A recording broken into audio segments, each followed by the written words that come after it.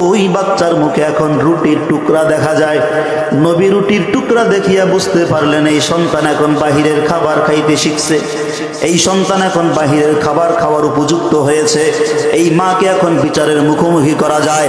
আল্লাহর নবী সাহাবাই কেরামদের বললেন, ও সাহাবীরা, এই আল্লাহর বান্দির কাছ থেকে বাচ্চাটাকে নিয়ে যাও, সন্তানটাকে নিয়ে এই বান্দির আলাদাভাবে কোনো একটা জায়গা থেকে একটু দূরত্ব বজায় রেখে নিয়ে যাও, কারণ বিচার কাজ সম্পূর্ণ হবে। সন্তানের সামনে মাকে হত্যা করা যাবে না।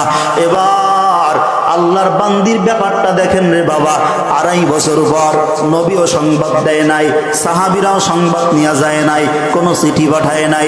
নিজের 2.5 বছর আগের ভুলের কথা চিন্তা এখন অন্তরের মধ্যে আছে।